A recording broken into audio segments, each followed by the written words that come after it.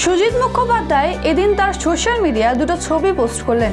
একটি ছবিতে দেখা যাচ্ছে ফেলুদা ত্রয়ীকে, অর্থাৎ ফেলুদা, লালমোহন বাবু এবং তোপসে। নমস্কার, আমি দীপশিখা চলে এসেছি আপনাদের প্রিয় বিনোদনের খবর নিয়ে। ফেলুদা সেখানে বলছে হিসেব মিলছে না, জবাবে তোপসে বলছে মহা মিছিলে যাওয়া দরকার। অন্যদিকে আরেকটি ছবি দেখা যাচ্ছে কাকাবাবু আর সন্তুকে। সন্তু কাকাবাবুকে বলছে তুমি পারবে এতটা পথ হাঁটতে। জবাবে গোয়েন্দা বলছেন মহা মিছিলে আমাদের সবাইকে হাঁটতে হবে রে সন্তু। দোষীগুলো এখনো মশা মাছির মতো বাইরে ঘুরছে। আরজি করের বিচার চেয়ে দফায় দফায় পথে নামছে সাধারণ মানুষ।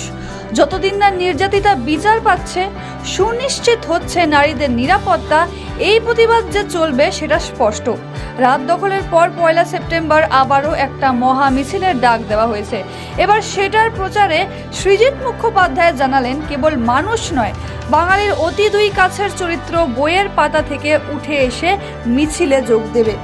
সুজিত মুখোপাধ্যায় এদিন তার সোশ্যাল মিডিয়ায় দুটো ছবি পোস্ট করেন। একটি ছবিতে দেখা যাচ্ছে ফেলুদা ত্রয়ীকে, অর্থাৎ ফেলুদা, লালমোহন বাবু এবং তোপসে।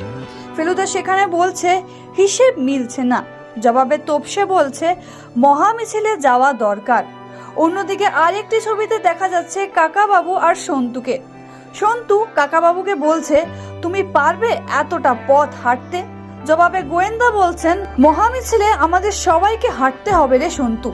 দোষীগুলো এখনো মশা মাছির মতো বাইরে ঘুরছে।